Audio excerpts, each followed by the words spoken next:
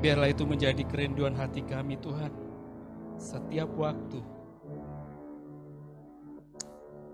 selagi kami masih ada,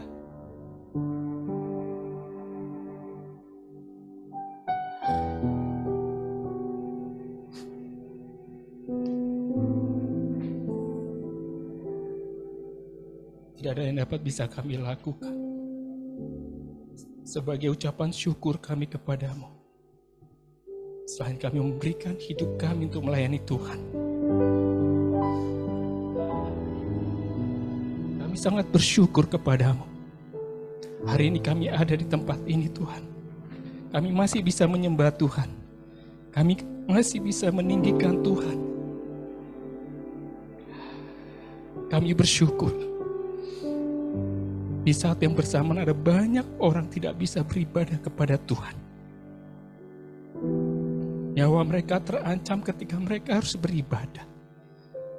Tapi kami bebas di tempat ini. Kami bersyukur kepadamu. Biarlah ini menjadi waktu yang berharga bagi setiap kami. Setiap kali kami beribadah, berkumpul Tuhan. Biarlah itu menjadi hari yang istimewa bagi kami dan Tuhan. Segenap hidup kami, yang terbaik kami berikan kepadamu. Bapa, terima kasih untuk semua karyamu yang luar biasa, pengorbanan penebusanmu atas hidup kami. Kami yang dunia adalah sampah, kami tidak berguna. Tapi oleh anugerahmu, oleh karena kasihmu yang sangat-sangat besar itu, kami menjadi berarti, kami menjadi berharga, dan kami beroleh keselamatan. Terima kasih Tuhan. Kami akan mendengarkan kebenaran firman-Mu. Terangi pikiran dan hati kami, supaya setiap perkataan firman Tuhan berbicara jelas kepada setiap kami. Membuat kami semakin teguh, semakin kuat, semakin bersemangat, semakin berapi-api, dan semakin mengasihi Tuhan untuk mengerjakan apa yang telah Tuhan tentukan bagi hidup kami. Terima kasih Tuhan Yesus. Kami siap mendengarkan firman-Mu. Di dalam nama Tuhan Yesus kami berdoa. Amin. Silakan duduk Bapak Ibu.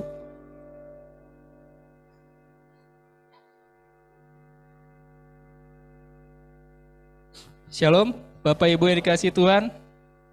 Terima kasih saya akhirnya bisa bersama-sama dengan Bapak Ibu beribadah pada hari ini. Walaupun beberapa kali juga saya kesini tapi bukan dalam rangka beribadah ya.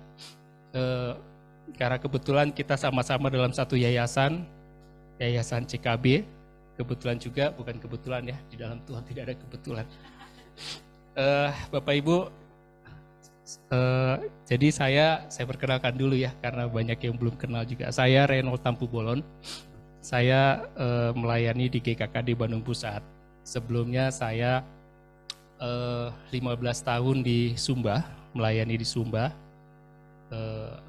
2001 akhir kami ke sana, lalu kembali 2016, lalu betul-betul kita kembali dengan istri dan anak-anak semua 2021 ya. Jadi saya anak kampung ini. Ya, jadi kami dari kampung, dari Sumba, dari Nusa Tenggara Timur sana. Tapi saya orang Batak, istri orang Bandung ya, lahir besar di Bandung. Dan puji Tuhan kami boleh beroleh kasih karunia untuk melayani Tuhan di tempat-tempat yang memang harus nama Tuhan ditinggikan ya. Dan bersyukur juga hari ini pelayanan terus berjalan. Hari ini yang memimpin adik-adik dari generasi pertama. Ini sukacita menjadi seorang yang melayani Tuhan ya. Alkitab katakan sukacita dari orang tua itu yang melihat anak-anaknya hidup dalam kebenaran. Hari ini yang memimpin pelayanan di sana itu adalah anak-anak rohani kita yang generasi pertama, yang dulu SMP, SMA. Jadi anugerah kalau kita bisa melihat suatu pertumbuhan dari nol sampai akhirnya mereka menjadi leader. Dan ini juga mungkin yang harus kita pikirkan, kita renungkan sama-sama Bapak Ibu, bagaimana membangun generasi ke depan ini. Ya, karena hari-hari ini tantangannya tidak lebih mudah dibanding mungkin zaman-zaman kita Bapak Ibu. Ya. Ya, kita kalau disuruh gereja, sekarang anak-anak suruh gereja, bentar. Ya, ayo berdoa. Nanti bentar. Ya, tantangannya lebih berat buat generasi ke depan. Dan itu juga membuat kita ya harus lebih sungguh-sungguh, harus lebih mempersiapkan generasi kita ke depan. Ya, salah satu kesulitan hari ini gereja apa? Menemukan regenerasi kepemimpinan. Tidak ditemukan secara jasmani, tidak ditemukan secara rohani. Itu fatal. Ya, sudah secara jasmani tidak ada warisan, secara rohani pun tidak ada yang mewarisi untuk melanjutkan suatu pekerjaan Tuhan. Jadi kalau kita hari ini dipercayakan untuk melayani Tuhan, 2-3 orang kita layani, setialah Bapak Ibu. Jangan lihat 2-3 orang ini. Lihat ratusan orang di belakang mereka. Ada ribuan orang di belakang mereka. Tapi harus 2-3 orang ini yang kita persiapkan betul-betul. Supaya ratusan orang di belakang mereka, ribuan di belakang mereka itu muncul. Tapi 2-3 orang itu lepas dari tangan kita. Maka jangan lihat 100 ribu orang itu tidak akan pernah kita lihat. Puji Tuhan, akhirnya kami merasa sudah siap untuk meninggalkan Sumba oleh karena pekerjaan juga sebenarnya. Ya, kami balik ke Bandung, lalu adik-adik melanjutkan pelayanan di sana. Dan anugerah juga akhirnya kita bangun sekolah. Ya, dari PAUD, Bapak Ibu jangan bandingkan dengan gedung yang seperti ini. Ya, saya juga tahu cerita tentang ini. Ya, Bulinci. Ya.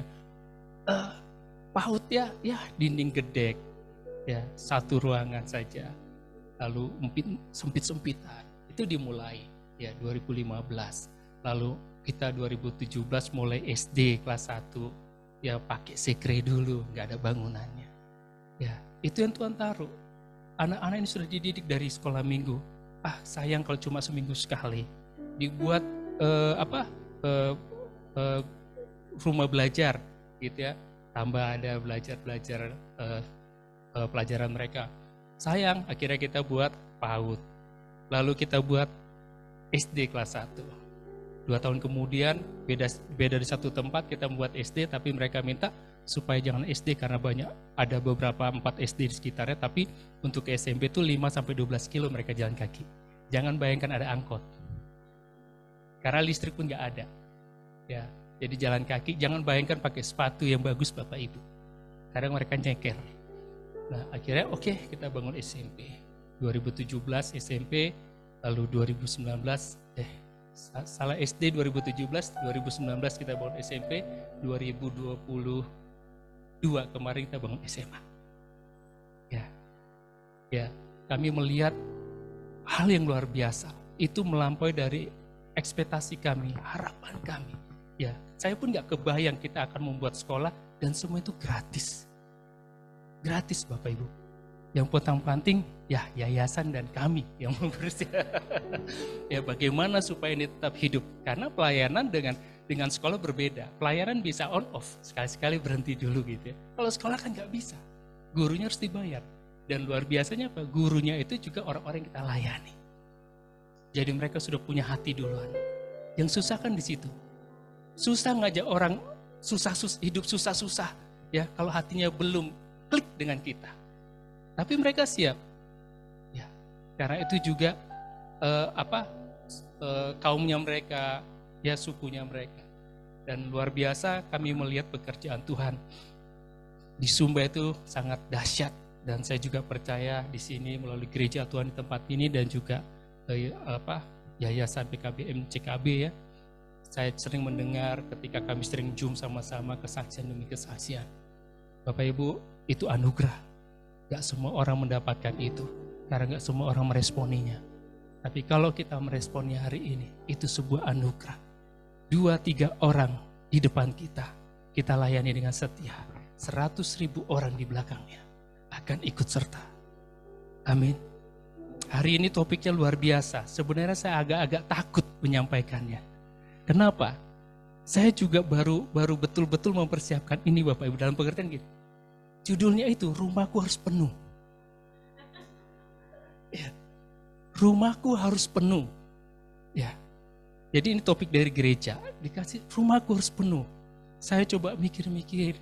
Terus saya ada referensi ayatnya. Nanti kita lihat Lukas 14 ayat 15 dan 23 ya. Nah, ini kisah tentang kenapa muncul judul ini, ya, dan membuat saya sebenarnya akhirnya saya merenungkan benar tentang rumahku harus penuh ini. Ini sesuatu yang menyentuh hati saya ketika saya tahu topik ini. Ya, ini nggak biasa dikhotbahkan, nggak biasa disampaikan. Ya, kita lihat Lukas 14 ayat 15 sampai 23. Ini Pak Gunawan sampai jam berapa? Jam 12? Udah tinggal setengah jam. Sampai jam berapa? Setengah 12. Oh, setengah 12, oke. Ya. Ya, Lukas 14 ya.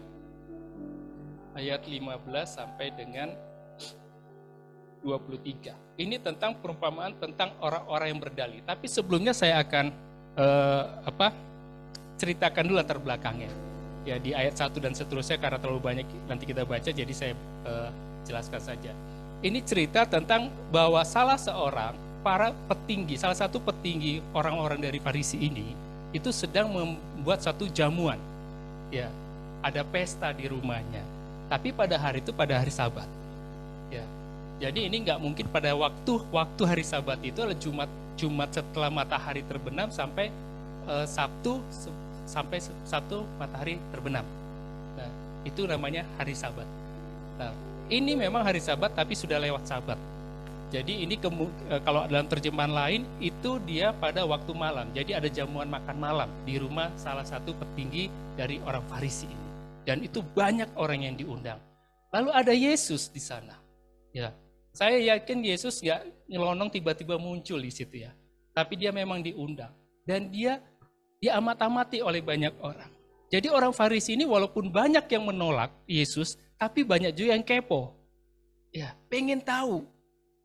Ya, apa yang Yesus mau lakukan, dia amat-amati. Nah, muncullah ada satu orang sakit busung air. Perutnya buncit begitu ya. Saya yakin ini orang sengaja didatangkan. Karena waktu itu hari Sabat, apa yang mau dilakukan Yesus? Itu yang mereka mau lihat. Nah, busung air itu penyakit kelebihan cairan ya, rongga perut ya. Itulah kira-kira, istri saya dokter, jadi saya nggak bisa jelaskan. Malu nanti saya salah, Bapak Ibu. Ya, nah akhirnya Yesus pun tergerak. Dia dikatakan kepada orang-orang situ, boleh nggak menyembuhkan orang pada hari Sabat? Gak ada yang berani jawab. Yesus sembuhkan. Ya, itu yang pertama. Yang kedua, lalu Yesus cerita tentang tentang siapa yang duduk di depan. Ya, dia sampaikan. Ada orang-orang Farisi di situ, dia sampaikan. Dia lihat banyak orang-orang Farisi itu masuk, datang, lalu duduk di depan. Lalu Yesus sampaikan, kalau kamu menghadiri suatu jamuan, orang mengundang kamu ke pesta atau jamuan, jangan duduk di depan. Jangan-jangan nanti tuan rumah sudah punya orang yang akan duduk di depan, nanti kamu malu. Lebih baik kamu di belakang. Kamu akan lebih terhormat ketika kamu diminta untuk ke depan. Lalu berikutnya, Yesus dia lihat bahwa orang-orang ini diundang oleh orang-orang yang hebat. Ya, petinggi Farisi ini mengundang orang-orang yang hebat luar biasa. Dan ini memang jamuan yang besar, Bapak Ibu. Lalu Yesus katakan kepada mereka, kalau engkau ingin mendapatkan upah, ganjaran, sesuatu dari Tuhan, ya, jangan undang orang-orang yang bisa membalas apa yang kamu lakukan. Bukan nggak boleh kita undang keluarga kita, sanak saudara, boleh. Tapi kalau niatnya ingin mendapatkan balasan dari mereka, ya, kamu nggak akan dapat apa. Orang keluargamu akan nanti membuat undangan, kamu akan diundang, sama saja. Tetapi Yesus katakan, kalau kamu ingin membuat satu jamuan, mengundang orang, undanglah orang cacat, orang lumpuh, orang tuli, orang sakit. Karena apa? Karena mereka nggak bisa membalas apa yang kamu lakukan kepada dia. Nah, singkat cerita Bapak Ibu, ke ayat 14, ayat sebentar ya. Nah, 15. Kita mulai ini. Mendengar itu, berkatalah seorang dari tamu-tamu itu kepada Yesus. Ada orang Farisi di situ. Berbahagialah orang yang akan dijamu dalam kerajaan Allah.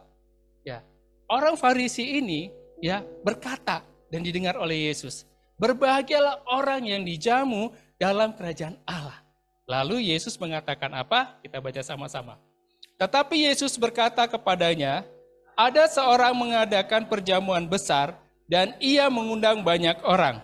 Menjelang perjamuan itu dimulai, ia menyuruh hambanya mengatakan kepada para undangan, "Marilah, sebab segala sesuatu sudah siap." Tetapi mereka bersama-sama meminta maaf. Yang pertama berkata kepadanya, "Aku telah membeli ladang dan aku harus pergi melihatnya. Aku minta dimaafkan." Yang lain berkata, "Aku telah membeli 5 pasang lembu kebiri dan aku harus pergi mencobanya. Aku minta dimaafkan." Yang lain lagi berkata, "Aku baru kawin dan karena itu aku tidak dapat datang." Maka kembalilah hamba itu dan menyampaikan semuanya itu kepada tuannya. Lalu murkalah tuan rumah itu dan berkata kepada hambanya, "Pergilah dengan segera ke segala jalan dan lorong kota, dan bawalah kemari orang-orang miskin dan orang-orang cacat, dan orang-orang buta dan orang-orang lumpuh." Kemudian hamba itu melaporkan, "Tuan, apa yang Tuhan perintahkan itu sudah dilaksanakan. Tetapi sekalipun demikian, masih ada tempat." Lalu kata Tuhan itu kepada hambanya, "Pergilah ke semua jalan dan lintasan, dan paksalah orang-orang yang ada di situ masuk, karena rumahku harus penuh. Sebab aku berkata kepadamu, tidak ada seorang pun dari orang-orang yang telah diundang itu akan menikmati jamuanku." Nah, akhirnya Yesus memberikan suatu perumpamaan. Itu kenapa? Karena perkataan orang Farisi ini yang mengatakan bahwa ayat 15 tadi, berbahagialah orang yang akan dijamu dalam kerajaan Allah. Orang Farisi menganggap, merasa karena mereka keturunan Abraham, mereka adalah bangsa yang dipilih, ya otomatis mereka pasti akan dijamu, diundang dalam kerajaan Allah. Lalu Yesus katakan apa tentang perumpamaannya?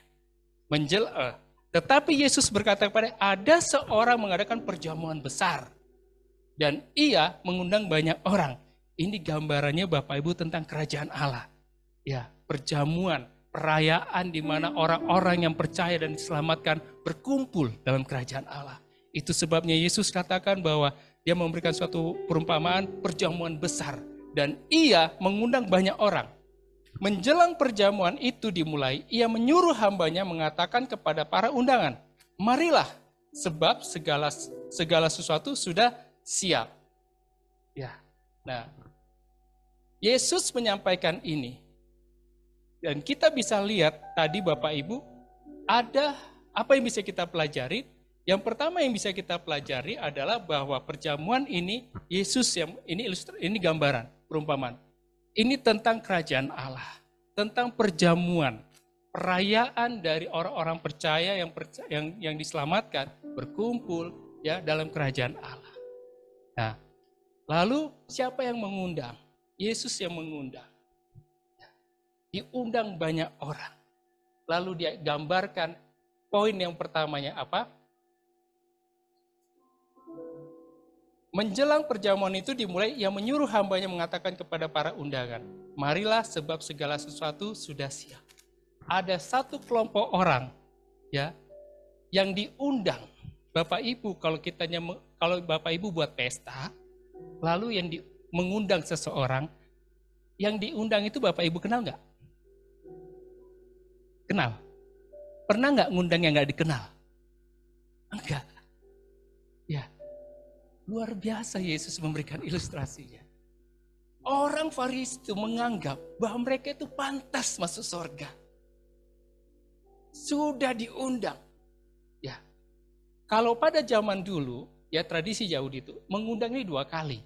Yang pertama kali diundang adalah pemberitahuan undangan bahwa akan ada pesta pada tanggal sekian dan seterusnya. Kamu hadir tidak? Seperti reservasi begitu. Bisa hadir tidak? Bisa.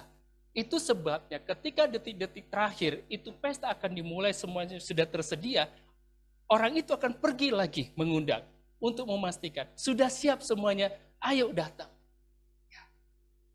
Tetapi orang-orang ini yang diundang khusus, orang yang dikenal ini, ya, yang mungkin keluarganya, mungkin saudaranya, mungkin teman sekolahnya begitu ya. Ya kalau kita undang pasti ya seputar itu kan, keluarga kita, orang tua, anak atau tetangga yang kita kenal, teman sekolah, atasan, bawahan, ya teman kerja, itu yang kita undang. Nah, Yesus ilustrasikan orang-orang Farisi ini. Dia undang, tapi tidak satu pun yang datang.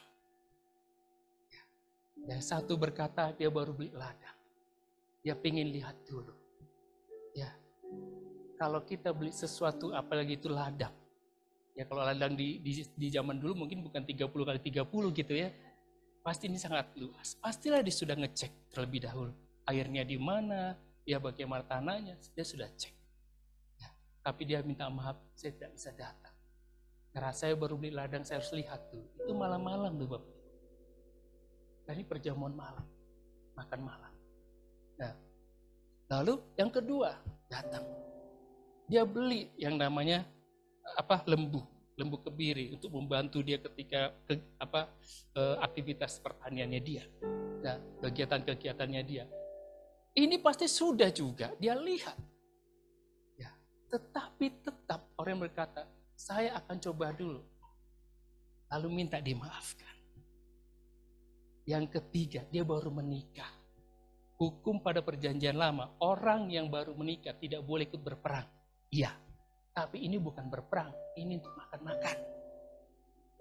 Diundang ke perjamuan untuk bisa kumpul makan-makan, menikmati apa yang disediakan oleh tuan rumah. Itu berdalih, saya minta maaf. Ini satu kelompok yang seakan-akan mereka sudah sepakat gitu ya. Kalau di Alkitab kata bersama-sama mereka sudah tidak mau datang gitu. Nah, tetapi mereka bersama-sama minta maaf, jadi nggak bisa hadir. Jadi udah komplotan ini. Ya, inilah gambarannya Bapak Ibu. Kita lihat bahwa ada orang-orang yang seperti ini. Justru itu orang-orang yang terdekat dengan Yesus. Itu sebabnya anugerah Tuhan. Oleh karena penolakan Israel, orang-orang Yahudi, Injil sampai kepada kita, keselamatan sampai kepada kita. Ya, dia ingin kembali kepada kepunyaannya, tetapi kepunyaan menolak dia. Tapi anugerah Tuhan kita luar biasa. Ya, kita oleh karena kekerasan hati bangsa Israel, kita yang tadi bukan dari Abraham, tapi kita dicangkokkan di sana dan kita beroleh keselamatan juga.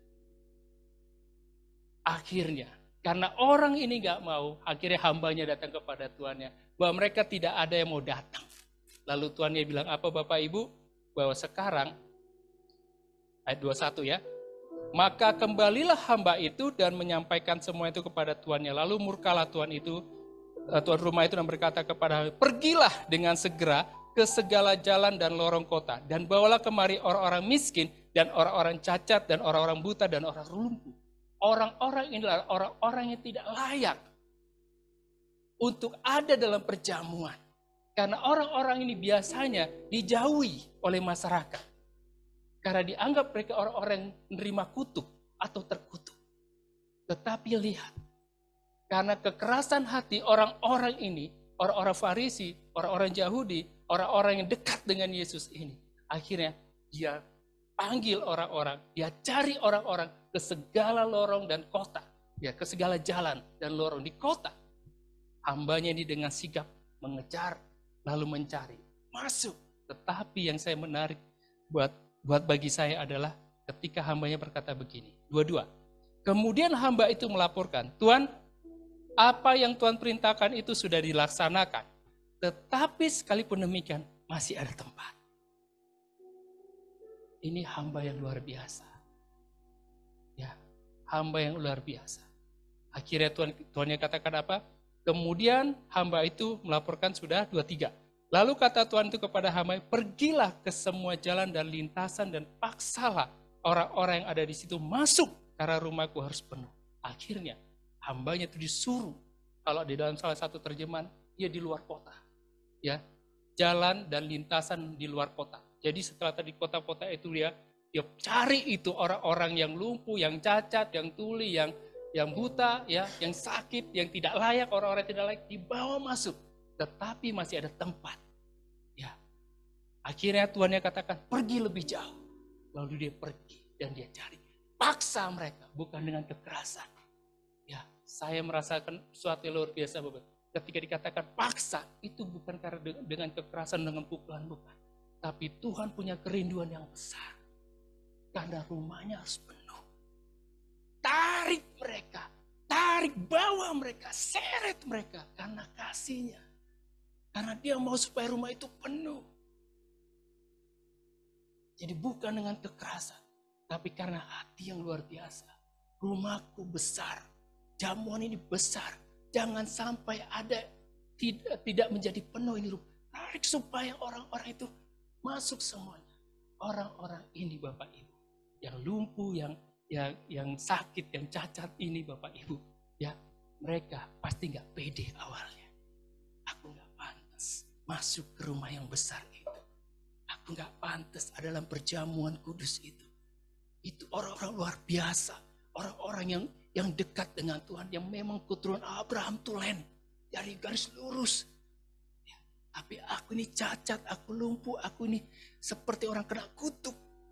Itu sebabnya hamba itu harus menarik dia, ayo masuk, masuk. Supaya penuh rumah Tuhanku. Karena orang-orang terdekat mengabaikan itu. Mereka akhirnya masuk Bapak Ibu. Yang membuat saya tersentuh adalah apa? Bagaimana sikap hamba itu. Hamba itu hamba yang taat. Ketika Tuhan yang katakan, kau pergi. Undang itu, orang-orang yang sudah diundang. Suruh datang. Segala sesuatu sudah siap. Mari datang. Dia pergi Bapak Ibu. Dia laporkan lagi, Tuhan mereka gak mau datang. Kalau gitu, kamu pergi. Hari ini, segera, cepat. Ke semua kota, cari orang-orang yang sakit. Orang-orang yang lumpuh, orang yang buta, orang yang tuli. Bawa masuk. Dia tidak berbantah-bantah. Dia gigih Bapak Ibu. Yang pertama seperti misi dia gagal. Orang gak mau datang. Dia sudah ditolak. Dia kan perwakilan Tuhannya. Hei, aku ini perwakilan Tuhanku. Ayo. Ditolak. Maaf, saya lagi sibuk. Ya, tetapi dia punya hati yang luar biasa. Dia gigih. Laporkan pada Tuhannya, tidak mau mereka Tuhan. Kalau sekarang pergi, dia pergi juga. Dan satu hal yang menyentuh saya. Ketika dia kembali. Tuhan, apa yang Tuhan katakan sudah saya lakukan. Tapi masih ada tempat.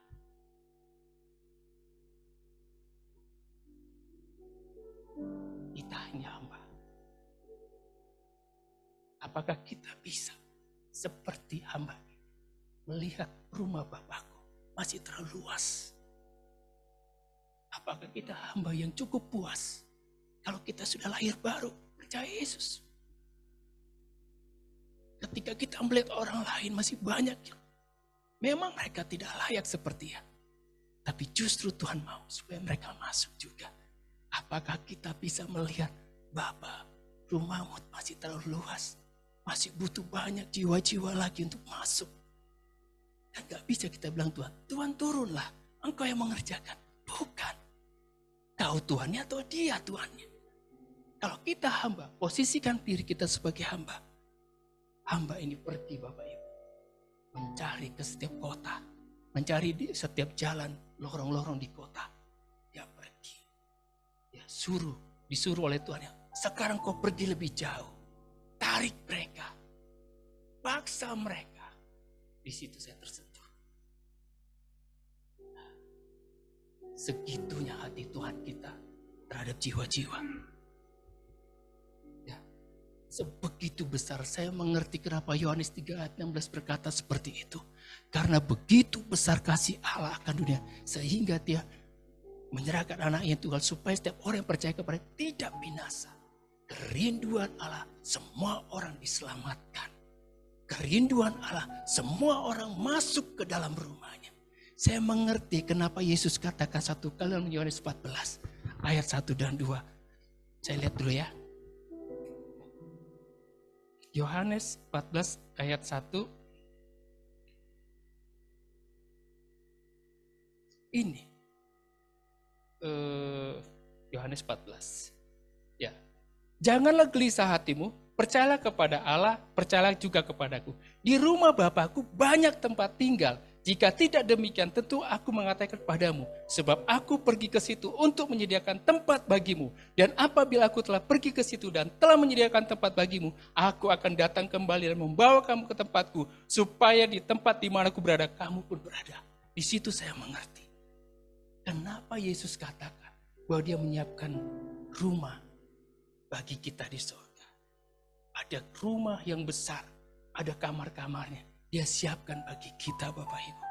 Tapi dia katakan, rumahku harus penuh. Dia sudah siapkan segala sesuatunya di sana. Rumahku harus penuh. Sekarang bagian siapa ini? Supaya rumah ini menjadi penuh. Bagian kita Bapak Ibu. Amin. Ini tugas kita. Ya, hamba ini mengerti maksud Tuhannya. Semua sudah kulakukan seperti yang kau katakan Tuhan.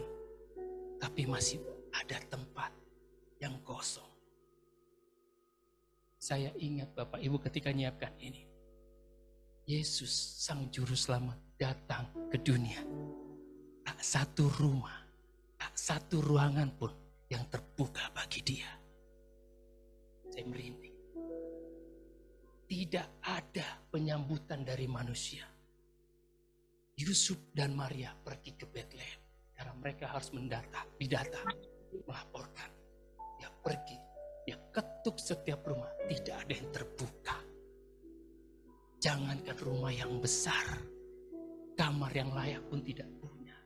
Hanya satu-satunya, dia harus lahir di kandang domba. Tetapi tujuan sebenarnya apa? Untuk menyelamatkan kita. Dia tidak kecewa, tidak sakit hati kepada manusia. Justru dia buat rumah yang besar. Itu sebabnya dia katakan, rumahku harus penuh.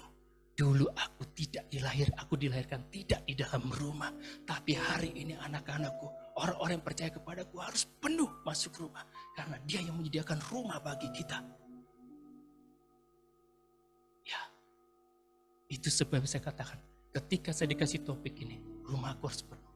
Saya jadi mengerti betapa besarnya kasih Allah kita kepada kita Bapak Ibu. Ya, luar biasa. Tidak disambut ketika dia lahir. Tidak ada rumah yang mau terbuka. Tidak ada penginapan yang mau menampung. Satu-satunya kandang domba. Itu Tuhan dan Juru Selamat kita. Dan hari ini dia tidak meletakkan kita di kandang domba. Dia tidak meletakkan kita di pinggir jalan. Tidak. Justru dia siapkan rumah yang terbaik buat kita. Tapi tidak hanya untuk kita, kata dia. Rumahku harus penuh. Berarti bagian kita untuk apa? Membawa banyak orang untuk sama-sama dengan kita masuk ke rumah dia. Amin. Itu yang harus kita punya. Apakah kita punya hati sama seperti hamba ini? Mengerti bahwa ada rumah Bapa yang harus diisi penuh. Kita harus bangkit. Yesus sudah memberikan contoh kepada kita. Bahwa dia berkeliling ke semua desa dan kota. Yesus Tuhan gak pakai mobil, gak pakai pesawat, gak pakai motor, jalan kaki. Ujung-ujung juga paling pakai perahu. Ya,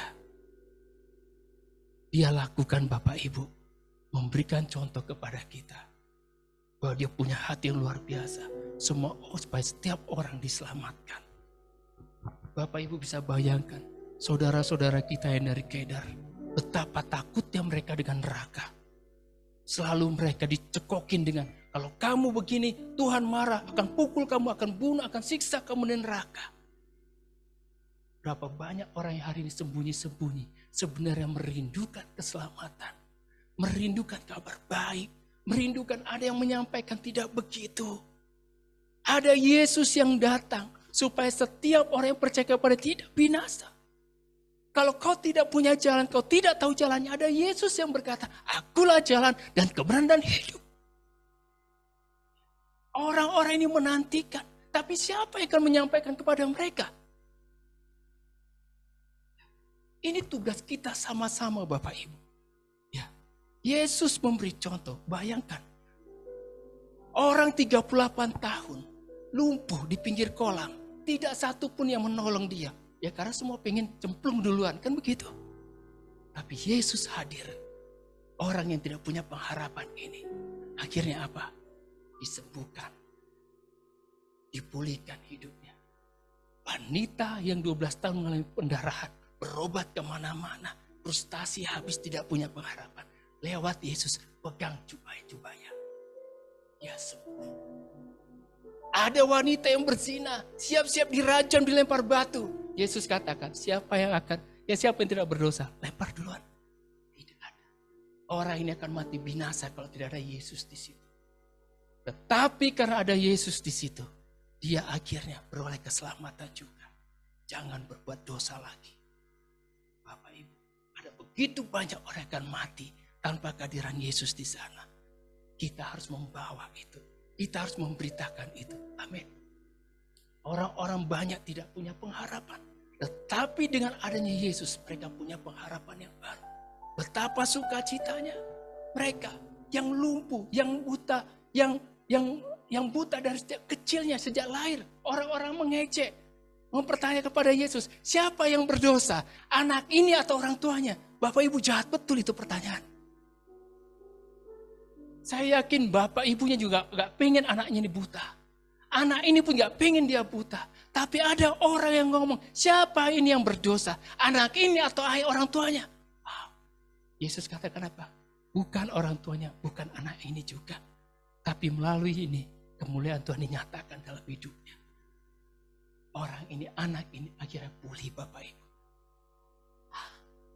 Yesus pergi ke satu tempat setelah badai Topan itu dia hadapi. Hanya pergi kepada seorang yang namanya orang kerasukan setan. Orang Gerasa. Bapak Ibu lihat itu kisahnya. Hanya untuk satu orang dia mau pergi. Badai menghantam perahunya. Ya. Hanya untuk satu orang. Tantangan besar dia lewati. Bapak Ibu kalau sudah jadi hamba Tuhan, janganlah pilih-pilih. Kalau 5 orang, kamu aja yang melayani.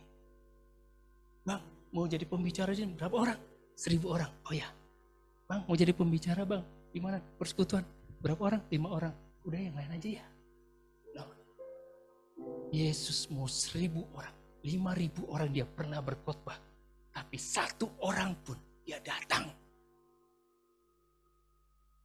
Dia pergi, dia temui. Dia lepaskan orang kerasukan setan itu. Dan setelah itu dia pulang. Orang itu mau ikut dia, Yesus katakan, jangan, kamu pulang ke rumahmu. Maka dia menjadi penginjil di kotanya Dekapolis. Ya. Orang-orang ini gak punya pengharapan. Orang-orang yang mengalami ketakutan.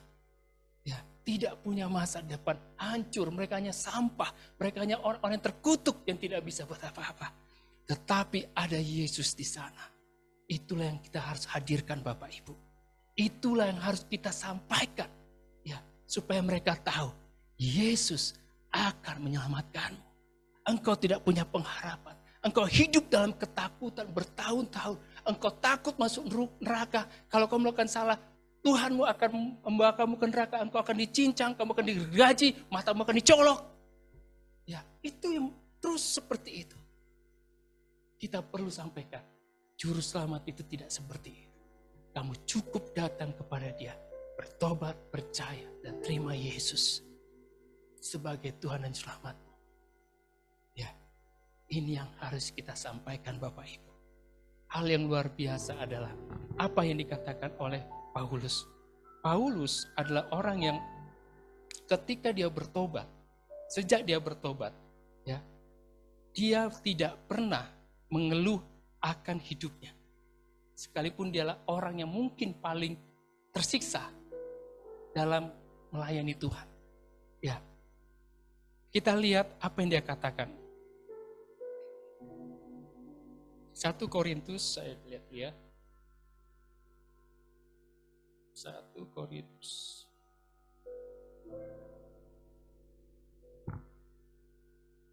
Ya, ayat 16, 1 Korintus 9 ayat 16. Saya baca ya. Karena jika aku memberitakan Injil, aku tidak mempunyai alasan untuk memegahkan diri. Sebab itu adalah keharusan bagiku. Memberitakan Injil bagi Paulus itulah sebuah keharusan. Bukan karena paksaan. keharusan oleh karena pengenalan dia akan Tuhan. Keharusan yang harus dia lakukan karena ucapan syukur hidupnya yang sudah ditebus oleh Yesus. Ya, dia yang dulunya sangat jahat, dia yang mengejar-ngejar orang-orang yang percaya kepada Yesus, tapi perjumpaan dengan Tuhan di Damsyik mengubahkan semuanya. Dari sejak saat itu dia mati-matian untuk Tuhan. Dia mati-matian memberitakan Injil. Dia tidak lagi memikirkan tentang jabatan dia sebagai orang muda yang sangat berpengaruh pada waktu itu.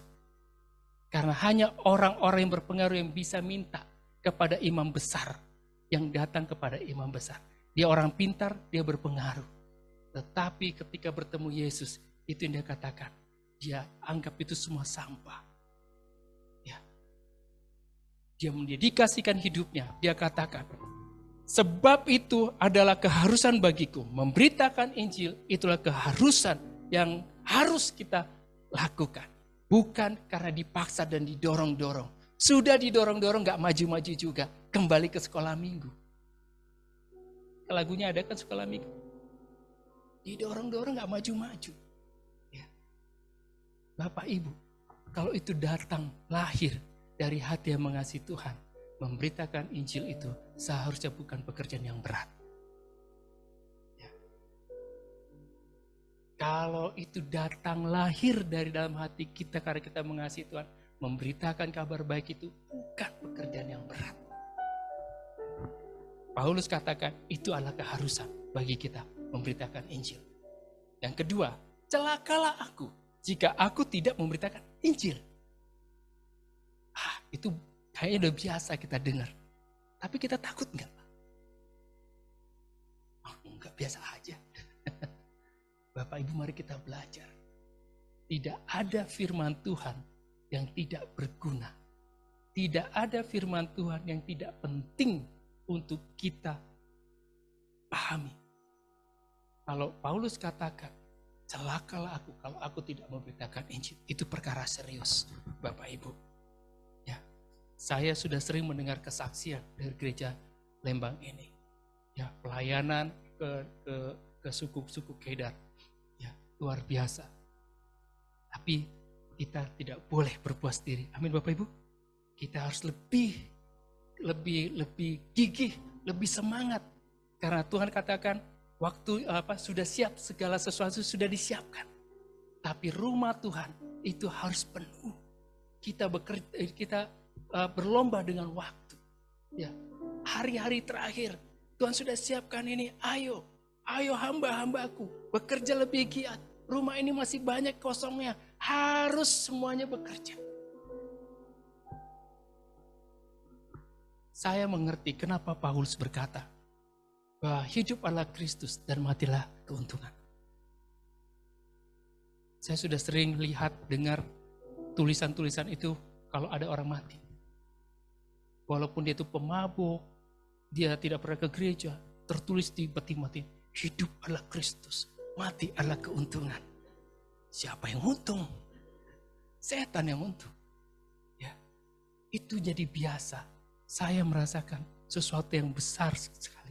Kenapa Paulus bisa berkata begitu? Iya Bapak Ibu, sejak pertobatan dia itu, dia betul-betul mati-matian untuk memberitakan Injil. Dia mati-matian, berapa kali dia karam, berapa kali dia kena pukul, berapa kali dia mengalami pencerahan, berapa kali dia dirampok, berapa kali hal-hal yang buruk terjadi dalam hidup dia, berapa kali dia masuk penjara, berapa kali dia harus disiksa, dipukul 39 kurang 1 katanya. Ya. Mengalami penganiayaan bagi dia, itu tidak membuat dia surut untuk memberitakan firman Tuhan. Itu sebabnya bagi dia, Kristus adalah hidupnya. Kalau dia hidup adalah Kristus, mati adalah keuntungan. Dia sudah selesai. Dia orang yang menyampingkan semua kenyamanannya. Dia pilih Bapak Ibu untuk melayani Tuhan, memberitakan Injil. Sekalipun dia harus menderita. Panggilan terhadap Paulus itu luar biasa. Ya, Bapak Ibu. Tuhan ketika berjumpa dengan Paulus, dia berkata kepada Ananias untuk ketemu dengan Paulus. Orang itu sudah kupilih, ya, untuk melakukan perbuatan-perbuatan besar kepada bangsa-bangsa lain dan juga kepada raja-raja Israel. Ya, Dan aku sudah sampaikan kepada dia bahwa dia akan mengalami banyak penderitaan. Bapak Ibu, kalau kita mendapatkan visi, dapatkan panggilan, ya pasti itu sesuatu yang besar, yang luar biasa. Tapi kalau kita dipanggil sama seperti Paulus ini, kamu akan menjadi hambaku, menyampaikan perbuatan-perbuatan besar kepada bangsa-bangsa lain, tapi kamu juga akan mengalami penderitaan yang besar. Ya. Rasa-rasanya bukan dari Tuhan itu. Ya. Saya harusnya jadi kepala, bukan ekor. Harusnya saya juga kalau pelayanan disediakan hal-hal yang terbaik, kendaraan terbaik dan semuanya. Tidak. Panggilan Tuhan istimewa kepada Paulus. Engkau akan melakukan perbuatan-perbuatan besar kepada bangsa-bangsa lain dan juga para raja Israel. Tapi engkau juga akan mengalami penderitaan yang banyak. Tapi itu tidak menyurutkan hatinya. Ya, tidak menyurutkan hatinya. Dia adalah orang yang betul-betul berkata, hidup adalah Kristus, mati adalah keuntungan. Bapak Ibu, kita bisa berkata begitu. Kalau hidup kita juga sudah kita persembahkan kepada Tuhan. Kita sudah mendedikasikan untuk hidup memberitakan Injil, memberitakan kabar baik, perbuatan-perbuatan yang luar biasa yang Tuhan lakukan. Suatu saat kita dipanggil Tuhan, sampaikan kepada orang-orang di sekitar kita, kalau aku mati, taruh di peti itu, hidup adalah Kristus, mati adalah keuntungan. Baru tahu. Itu yang terjadi Bapak Ibu. Jadi apa yang harus kita lakukan Bapak Ibu, supaya rumah Tuhan itu menjadi penuh? Kita lihat Yesaya 61 ayat 1-3.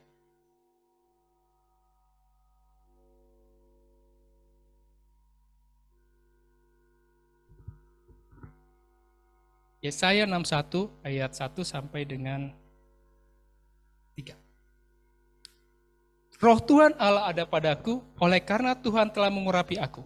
Ia telah mengutus aku untuk menyampaikan kabar baik kepada orang-orang sengsara dan merawat orang-orang remuk hati, untuk memberitakan pembebasan kepada orang-orang tawanan dan kepada orang-orang yang terkurung kelepasan dari penjara, untuk memberitakan tahun rahmat Tuhan dan hari pembalasan Allah kita, untuk menghibur semua orang berkabung, untuk mengaruniakan kepada mereka perhiasan kepala ganti abu, minyak untuk pesta ganti kain kabung, nyanyian puji-pujian ganti semangat yang pudar, supaya orang menyebutkan mereka pohon terbantin kebenaran, tanaman Tuhan untuk memperlihatkan keagungannya. Nah, Bapak Ibu, Roh Tuhan Allah ada padaku. Ini memang mengarahkan kepada Yesus ya. Tetapi kita juga adalah murid-murid Kristus. Nah, Roh Tuhan Allah ada padaku. Roh Tuhan Allah ada pada kita semua Bapak Ibu. Ya, Ia telah mengurapi kita. Amin. Tetapi juga Ia telah mengutus kita. Seringkali kita berdoa, Tuhan urapi aku. Betul. Urapi aku Tuhan. Kalau kamu sudah diurapi, terus buat apa urapannya? Oh, supaya saya lebih menikmati Tuhan. Cukup. Yesus tidak seperti itu. Firman Tuhan katakan apa? Roh Tuhan Allah ada padaku, oleh karena Tuhan telah mengurapi aku, Ia telah mengutus aku. Kalau kau ingin pengurapan, siap-siaplah untuk juga diutus. Tidak fair kita hanya minta pengurapan dari Tuhan, tapi kita tidak mau pernah diutus untuk menyampaikan firman kabar baik kepada orang lain. Sama seperti kita, berkati hidupku Tuhan. Kalau kau diberkati, buat apa? Kita nggak jauh. Kita hanya bilang berkati hidupku, berkati hidupku. Kita masih hanya untuk diri sendiri saja. Kalau kau minta diberkati Tuhan, katakan kepada Tuhan, supaya aku bisa memberkati banyak orang. Jadi jangan melulu minta berkat, minta pengurapan, tetapi bagiannya tidak dikerjakan. Kalau kita minta pengurapan dari Tuhan, berarti siap bagi kita untuk pergi memberitakan Injil. Amin. Menyampaikan kabar baik, kelepasan kepada orang yang terikat, kesembuhan kepada orang-orang sakit. Ya, orang-orang yang tidak punya pengharapan menjadi punya pengharapan lagi.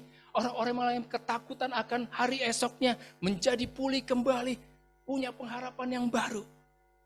Itu kalau kita mau pergi membawa Injil, membawa Kristus hadir di tengah-tengah mereka. Tapi kalau kita tidak mau pergi, mereka akan tetap mengalami ketakutan. mereka akan tetap mengalami sakit penyakit. Mereka akan tetap tidak punya pengharapan untuk mereka sampai kepada surga. Mereka akan menjadi orang yang selalu berkata, dia hidupnya sampah, tidak berguna. Tapi itu sebabnya kita harus ada. Kita sudah punya, kita sudah diperlengkapi. Kisah para 1 ayat 8 katakan apa? Tetapi kamu akan menerima kuasa kalau Roh Kudus turun ke atas kamu. Buat apa Roh Kudus turun atas kita? Supaya kita punya kuasa. Buat apa kuasa itu Bapak Ibu? Untuk menjadi saksinya. Ya, ini penting Bapak Ibu. Ayat ini muncul, ya. Sebelum ayat ini muncul, Yesus berpesan kepada murid-murid, jangan tinggalkan Yerusalem sampai engkau diperlengkapi dari kekuasaan dari tempat yang maha tinggi. Bapak Ibu, untuk menjadi saksi Tuhan, ya kita butuh kuasa. Kuasa itu sudah diberikan ketika Roh Kudus turun ke atas kita. Masalahnya, yang berikutnya kita lakukan, untuk menjadi saksi, ini kita lakukan. Kita sudah punya kuasa karena Roh Kudus turun atas kita. Tetapi untuk menjadi saksi, apakah kita sudah lakukan? Yesus dalam perumpamaan katakan kepada hambanya. Yang pertama kepada kalangan terdekat dengan Yesus. Yerusalem, Yudea, Samaria, sampai ujung bumi. Kata Yesus di dalam Kisah Para Rasul 1 ayat 8. Nah, dalam perumpamaan tadi itu, hamba itu disuruh kepada kalangan terdekatnya. Ditolak. Yerusalem, Yudea, Samaria, itu kabupaten, itu wilayah Israel bagi dua. Ya, utara dan selatan. Nah, pergi ke sana, ke lorong-lorong kota, ada ketemu orang-orang seperti itu. Tapi firman Tuhan katakan, engkau diberi kuasa untuk menjadi saksi Tuhan. Bukan saja untuk Yerusalem, Yudea, Samaria, tapi sampai ke ujung-ujung bumi.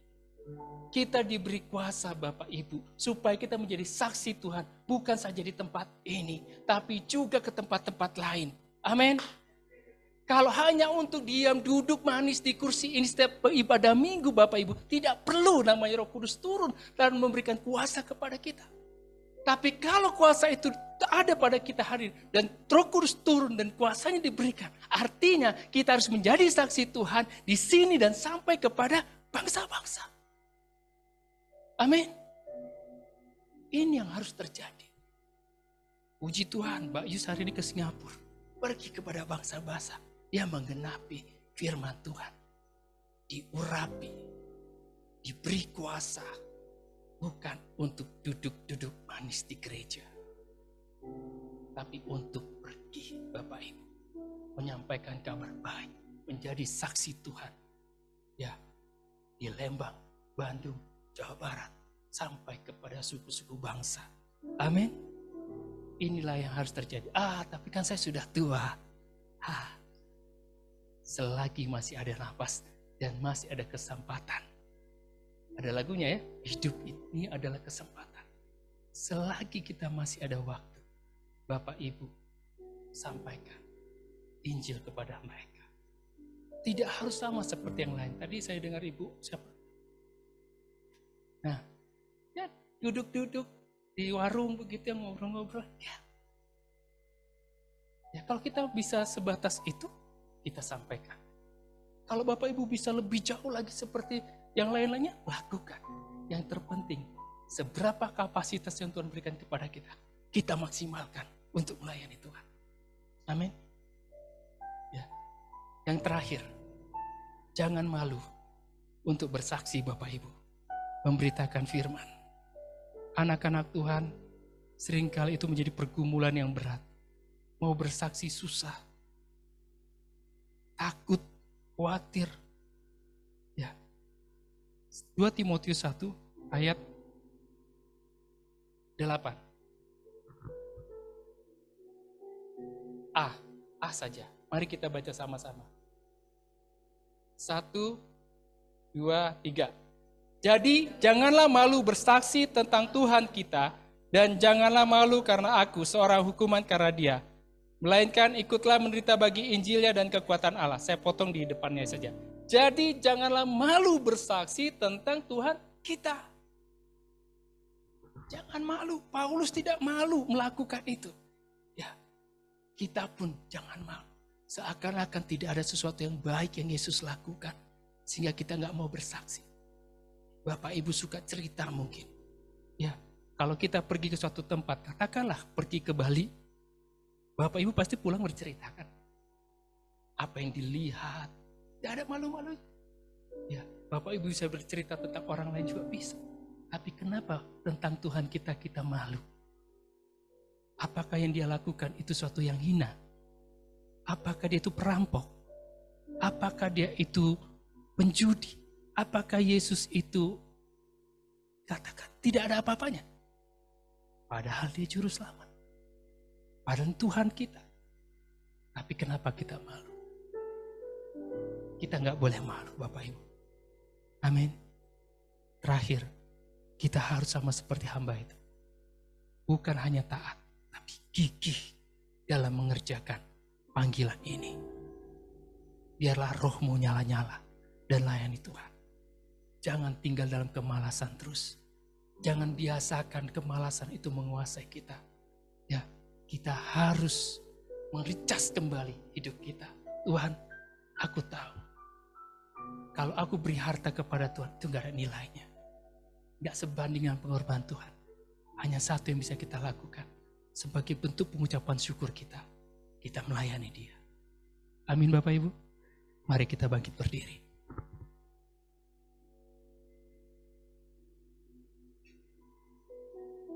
Kasih yang sempurna.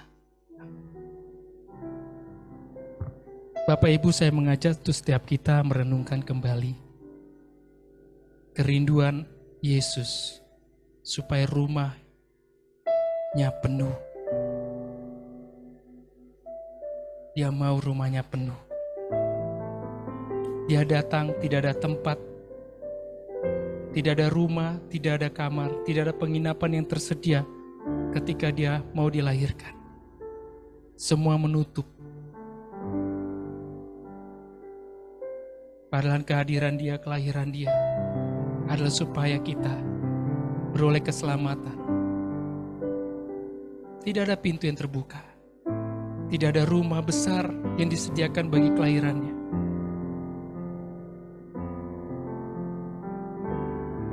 Dia lahir di kandang domba. Tapi justru karena kasihnya yang besar, dia menyediakan rumah yang besar bagi kita. Dia mau bukan hanya kita yang masuk di dalamnya, tetapi dia mau setiap orang, sebanyak-banyaknya orang, untuk memenuhi rumahnya. Supaya kerinduannya, rumahku harus penuh. Itu tercapai. Kitalah hambanya. Saya mengingatkan kembali, kitalah hambanya.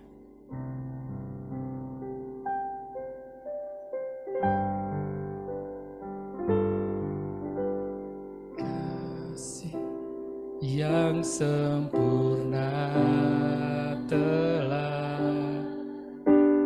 ku terima darimu, bukan karena kebaikanku, hanya oleh kasih karuniamu. Kau pulihkan aku, layakkanku untuk dapat memanggilmu Bapa. Kau beri yang ku minta saat ku mencari, ku mendapatkan.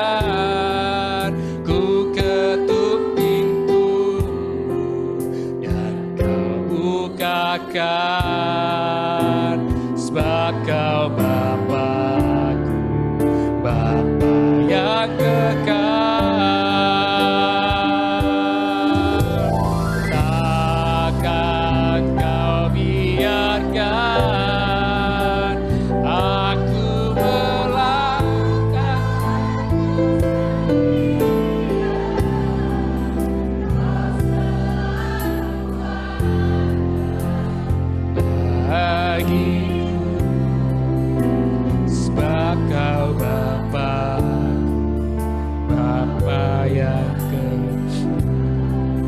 Mari kita ulangi lagu ini Bapak Ibu. Saya ingin supaya kita mengerti besarnya kasih Tuhan kepada hidup kita.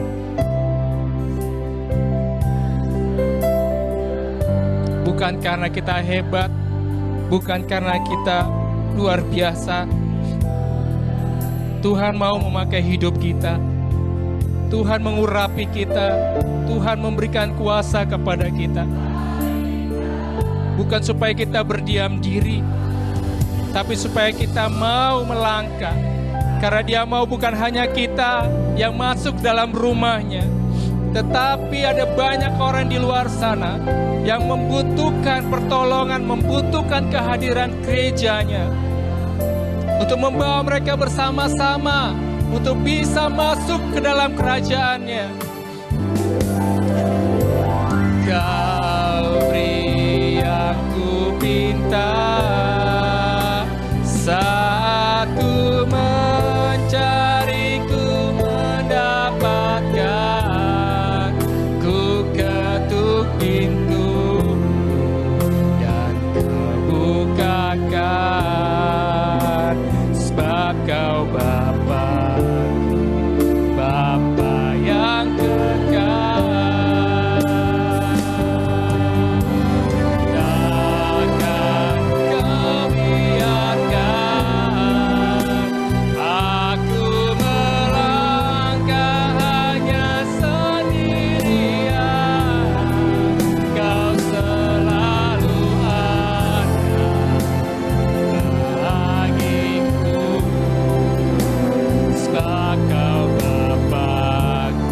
Katakan haleluya.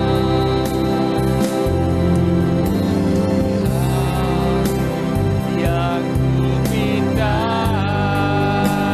saat ku mencari, ku mendapatkan. Ku ketuk pintu dan kau bukakan, sebab kau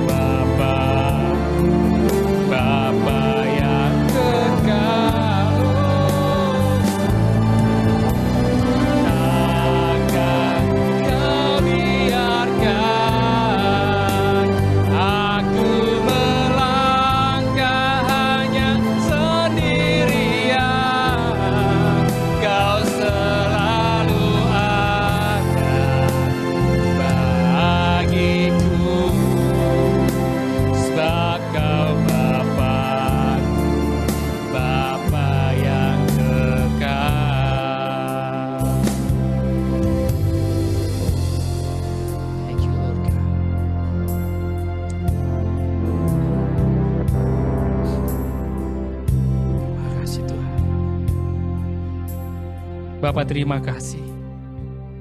Ini kami umat-Mu, ini hamba-Mu. Kami hamba-Mu Tuhan. Ingatkan kembali kami akan kebenaran firman-Mu. Perkuat itu dalam diri setiap kami Tuhan.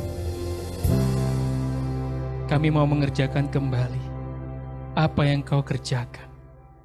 Karena firman-Mu berkata, barang siapa percaya kepadaku, Ia akan melakukan pekerjaan-pekerjaan yang sama seperti aku lakukan, bahkan lebih besar dari itu. Engkau pergi ke desa-desa, Engkau pergi ke kota-kota, Engkau memberitakan kabar baik.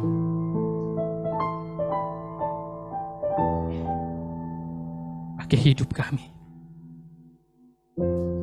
pakai hidup kami, pakai gereja ini Tuhan, untuk membawa jiwa-jiwa kepada Tuhan. Ada begitu banyak orang yang tidak punya pengharapan. Ada begitu banyak orang yang bingung, khawatir, takut. Biarlah melalui hidup kami Tuhan, mereka menemukan Yesus yang adalah jalan kebenaran dan hidup bagi mereka, yang sanggup memulihkan hidup mereka, yang sanggup menyembuhkan mereka, yang sanggup memberikan harapan yang baru Tuhan. Kami rindu supaya setiap kami boleh bertemu dengan orang-orang itu Tuhan. Mulai hari ini pakai kami, bawa kami kepada mereka.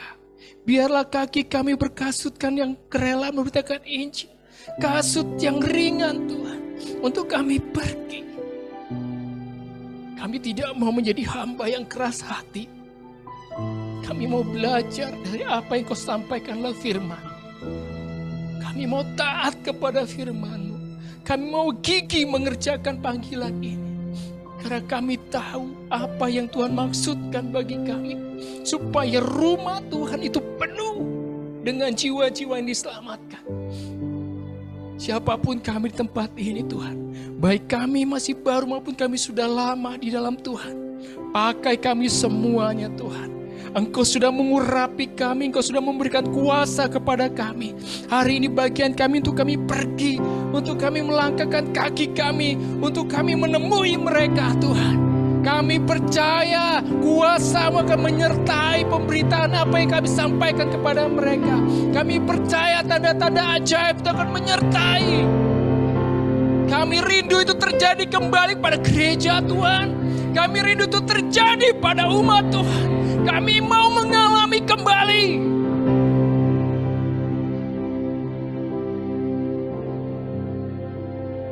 Pakai kami semuanya. Pakai kami Tuhan. Terima kasih. Kami bersyukur.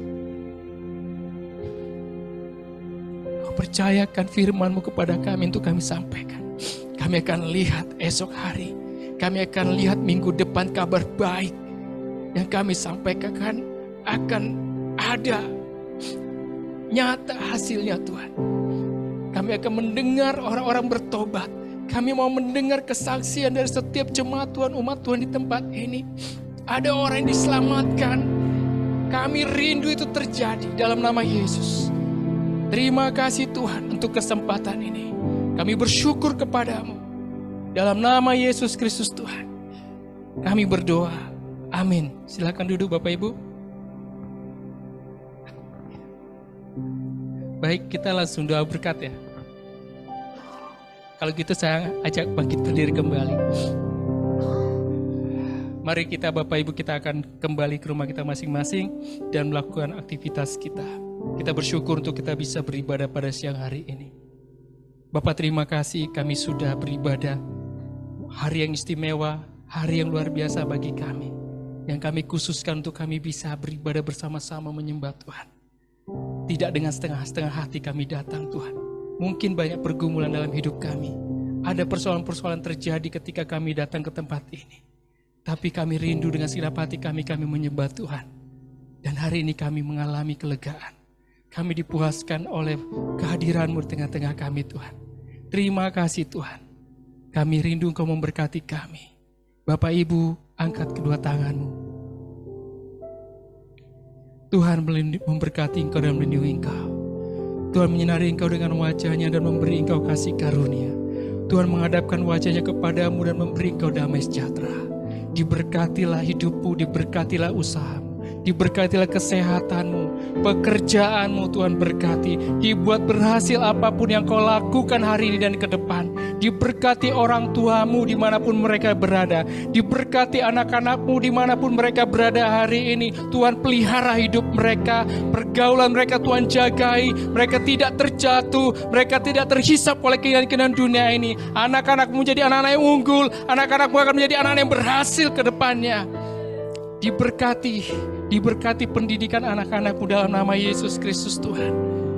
Diberkati segala sesuatu yang hari ini kau kerjakan. Segala yang terbaik yang Tuhan sediakan turun atas engkau hari ini.